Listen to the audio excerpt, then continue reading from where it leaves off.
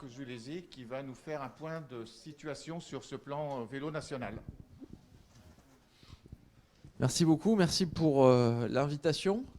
L'idée, c'est d'être le plus synthétique possible. Et puis, s'il y a nécessité à éclaircir dans un second temps, je suis à votre entière disposition. Donc, il y a eu une volonté au niveau national d'avancer sur la politique menée en matière de déploiement de vélos, mais suivant différents aspects.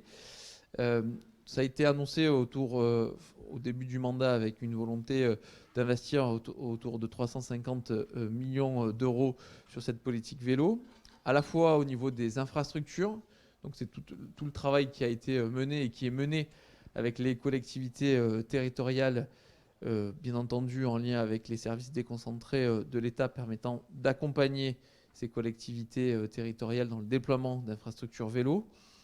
Donc sur ces sujets-là, on y reviendra certainement parce que je pense qu'il y a nécessité de continuer à avancer avec les collectivités territoriales, notamment autour de l'ingénierie, parce qu'au-delà des moyens mis en place, je pense que c'est important d'accompagner ces collectivités territoriales sur toute une démarche qui soit la plus perspicace possible, pragmatique, une démarche de terrain. Et donc il y a tout un volet ingénierie à développer. Le deuxième sujet dans ce plan vélo, qui a été bien entendu amélioré au fur et à mesure, c'est tout ce qui concerne la réparation vélo.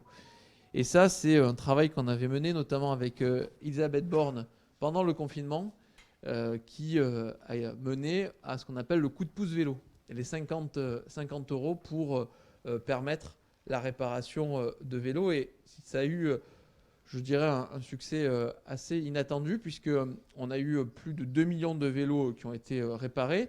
Et ça a permis de mettre en avant aussi un travail, c'est le métier de réparateur vélo, puisque 4100 réparateurs ont été sollicités, et on a pu mettre en avant toute la technicité du métier de réparateur. Et ça me tient à cœur parce que ça permet aussi de valoriser des métiers manuels, des métiers de qualité et qui méritent à être connus.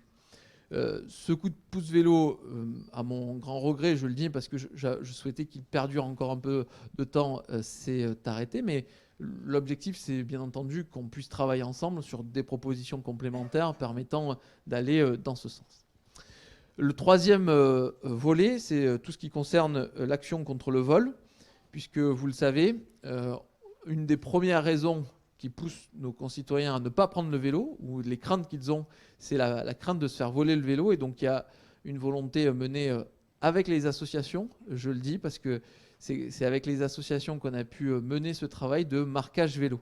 Ça rentre dans le plan national vélo. On est arrivé à marquer jusqu'à maintenant plus de 700 000 vélos. J'insiste bien sur le travail mené avec les associations, parce que sans le travail mené avec vous, avec les associations, notamment sur des lieux de proximité comme des marchés, etc., on n'aurait pas pu atteindre cet objectif, mais il faut continuer. Et enfin, le dernier volet, c'est tout ce qui concerne les dispositifs permettant d'aider à l'achat. Donc ça, je souhaiterais mettre en avant notamment un dispositif qu'on a mis en place dans la loi Climat Résilience, puisqu'on a ouvert la prime à la conversion justement au vélo. C'était quelque chose qui était attendu, notamment par beaucoup d'entre vous, et donc on l'a porté. Et moi, en tant que rapporteur de la loi Climat Résilience sur le volet mobilité, c'est une chose que je suivrai de près. Ça ancre au final ce que j'appelle le travail mené dans le service après-vote, s'assurer que les dispositifs mis en place au niveau national s'appliquent correctement sur le terrain. Dans ce que je vous ai dit, dans les 4-5 points du plan vélo, je pense qu'il n'y a pas de... on voit qu'il y a beaucoup de choses encore à réaliser. Je ne suis pas en train de m'auto-congratuler en disant c'est génial tout ce qu'on a fait, etc. On voit bien qu'il y a des disparités territoriales. Il y a des endroits où cette politique vélo elle est très bien menée, et d'autres où ça mérite d'accompagner un peu plus en profondeur, un peu plus en proximité les élus, les associations, de sorte à ce qu'on puisse atteindre cette culture vélo.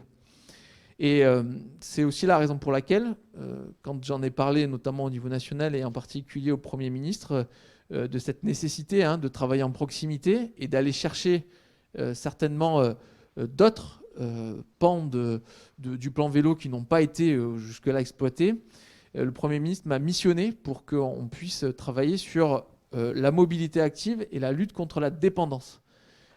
Et en particulier de pouvoir mener des actions pour que les publics les plus âgés, notamment, puissent reprendre confiance dans l'utilisation du vélo. Donc ça passe notamment par un travail de proximité avec eux, autour de tricycles, autour certainement de vélos cargo aménagés, où on voit que ça a des réels effets sur cette lutte contre la dépendance. Et en fait, il suffit de voir ce qui se fait d'ailleurs aux Pays-Bas, où on a des résultats très probants en la matière. Donc voilà ce que je voulais vous dire sur le plan vélo. Quelques pistes aussi pour aller plus loin.